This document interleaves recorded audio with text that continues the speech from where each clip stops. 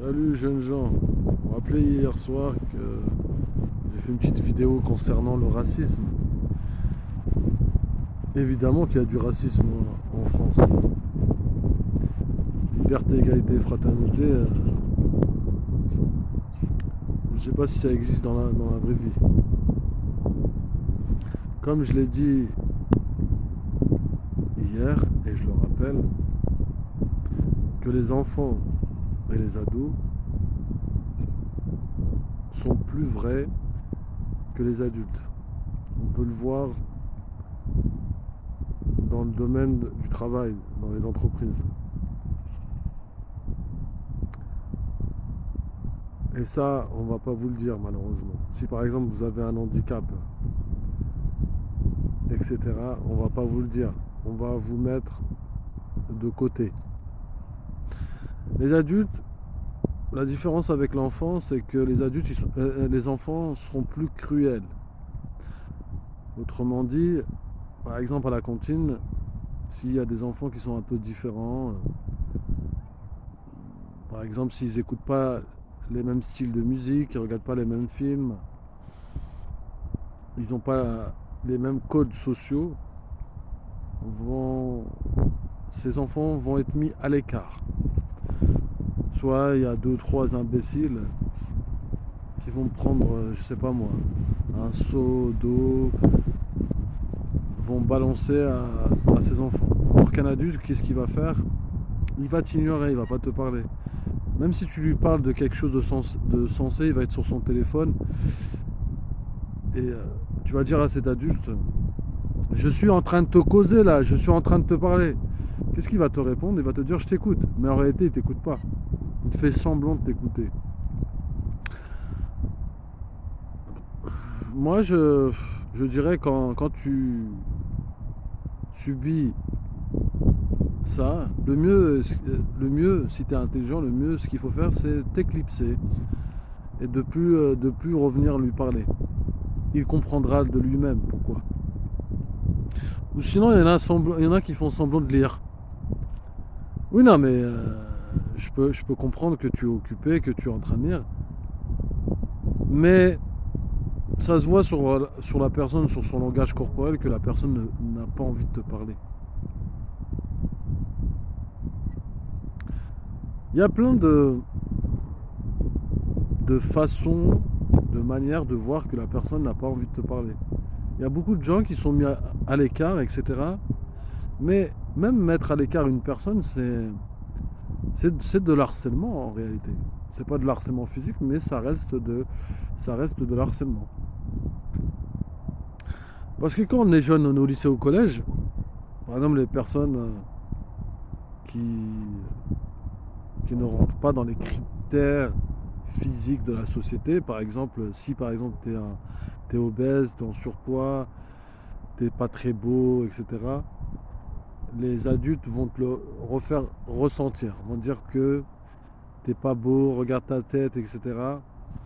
Les filles entre elles, elles sont impitoyables, elles sont méchantes, elles vont prendre une fille en otage, lui balancer des choses ignobles, que tu es laide, etc. Les filles entre elles, elles sont méchantes, hein. Mais quand tu arrives dans le monde du travail, dans le monde professionnel, les adultes vont pas l'acclamer de cette façon, mais ils vont te le faire ressentir. Comment ils vont te le faire ressentir? Ils vont pas te parler, ils vont te mettre de côté, ils vont te parler de manière sèche. Mais c'est à toi d'être intelligent ou intelligente de- d'arriver à lire, à comprendre. Car il faut savoir dissocier. Parce que moi, je peux parler, je peux m'exprimer. Quand tu parles, quand tu t'exprimes, tu, tu peux dire tout et n'importe quoi. Mais quand tu constates le body language, le langage corporel et la façon quand la personne parle, si, si tu constates que c'est pas en harmonie, il n'y a pas de cohérence, ça veut dire que la personne est en train de te bluffer, en train de te manipuler, en train de jouer avec toi. Ce qu'il faut, c'est de s'écarter, pardonnez-moi, partir simplement, s'éclipser, je cherchais le mot, s'éclipser. Vous savez, la tranche d'âge où les personnes changent le plus, c'est la période collège et lycée. Ça veut dire pour les derniers de la classe, pour ceux qui sont au fond de la classe, je vais vous dire quelque chose. Ensuite, c'est pas votre faute, parce que vous êtes au collège, vous êtes au lycée, vous n'êtes pas censé le savoir, parce que vous avez grandi dans un environnement, vous connaissez vos potes depuis la maternelle, vous n'avez pas connu autre chose que l'école, vos activités, etc. Mais là il est important de prendre des notes que j'aimerais souligner. Si vous êtes une fille ou un garçon, vous êtes très timide, vous êtes recroquevillé, vous n'arrivez pas à vous imposer, etc. Vous savez que c'est le meilleur moment de changer de l'âge du collège au lycée. Entre l'âge de 12 ans, 11 ans jusqu'à l'âge de 18 ans. Pour moi, le lycée, c'est vraiment la dernière limite. Je m'expliquerai pourquoi.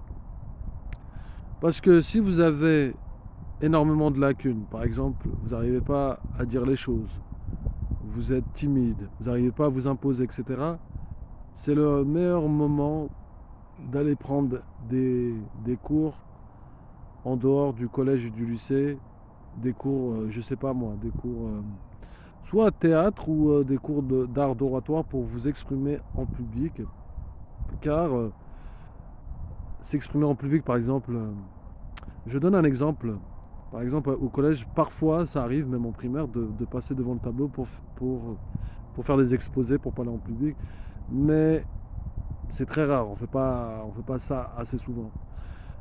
Mais le meilleur moyen, c'est ça, c'est d'affronter son audience, d'affronter son public, de parler face public. Et si vous maîtrisez l'art de parler en public sans avoir peur et prendre le temps de parler sans regarder le sol ou sans chercher le moyen sans chercher à conclure pour en finir, non. Et c'est pour cela que la meilleure période, c'est le collège au lycée, parce que de un, ça prend du temps de retrouver son estime de soi, sa confiance en soi et d'être à l'aise pour parler, pour communiquer également. Parce qu'après les années collège et lycée, vous allez devoir trouver un travail, devoir s'émanciper, etc. Et si vous n'avez pas fait le travail en amont, ça ne peut pas arriver, ah tiens, aujourd'hui j'ai 22 ans, 25 ans, et ça va arriver de cette façon. Ça va surgir du jour au lendemain comme ça. Non, il faut s'exercer. C'est pareil quand tu apprends à lire et à écrire au CP, tu l'as appris. Si, imaginons que tes parents ne t'auraient pas mis à l'école au CP en CE1 et CE2.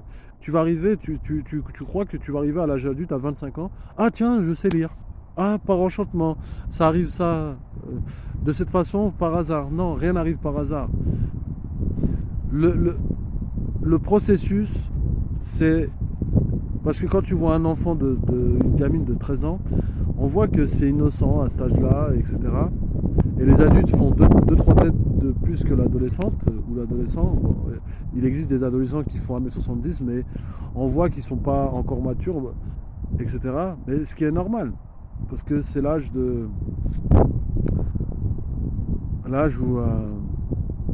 où ton cerveau est en construction. Et même entre 13 et 20 ans, il y a 7 ans. Mais en 7 ans, à cet âge-là, comment on change énormément. On change À cet âge-là, on change plus que. Par exemple, si tu prends un adulte de 25 à 30 ans, il change moins vite que 13.